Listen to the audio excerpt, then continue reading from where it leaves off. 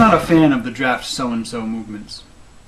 If you're not familiar with the practice, it sprung up with the increased ease of creating free networking web pages and involves choosing a typically unlikely candidate and begging him or her to run for a particular office. One local instance is to draft National Education Association Executive Director Bob Walsh for Governor of Rhode Island. More tongue-in-cheek is the page to draft Homer Simpson for President. And then there's the improbable Draft Obama. In a more official form, Draft So-and-so can involve petitions from key players like representatives of political factions or other elected officials to express their support in advance, in some cases to plead for a savior. That's when the light curiosity gets disconcerting.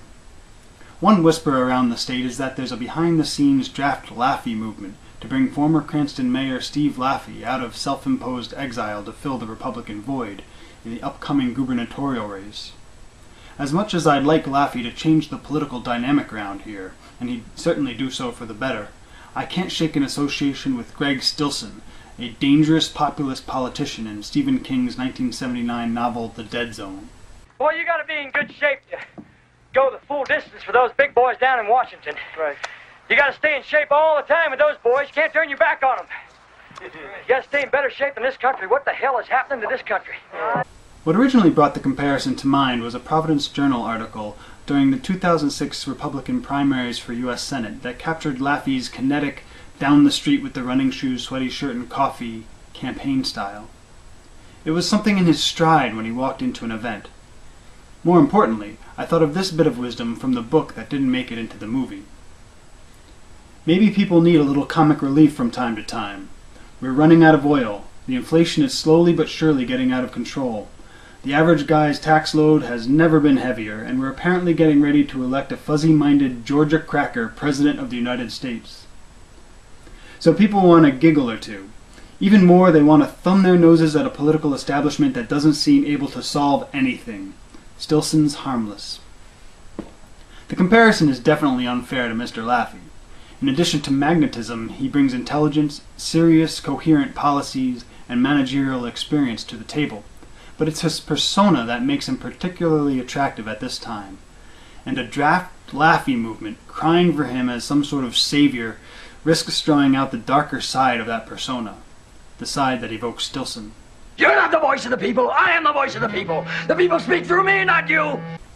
I'm merely suggesting here that Laffey should return to the race because he wants to make a difference, not because it offers a chance for adulation.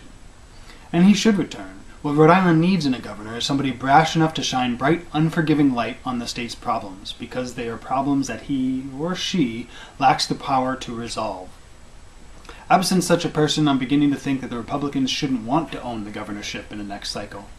A diplomatic, procedure-oriented governor is only going to mitigate the extent to which the Democrats own the poisonous fruits of their policies. They'll put it on him or her.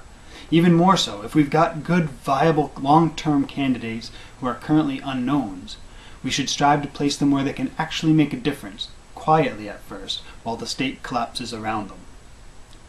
So how can we thumb our nose at the establishment while presenting an attractive benchmark and emphasizing that more serious efforts ought to be made elsewhere?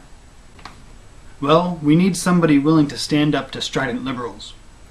Somebody who isn't afraid to take on the mainstream media. Somebody with connections to both the national right-wing media and daytime TV lineup. We need, that is, to draft Elizabeth Hasselbeck. Of making the money and then having government tell you what you're going to do with that money, or making the money and you remaining in control of it. Rhode Island needs its prodigal survivor star to come home. Could an attractive young conservative come from out of nowhere to become an American state's first female governor? You betcha.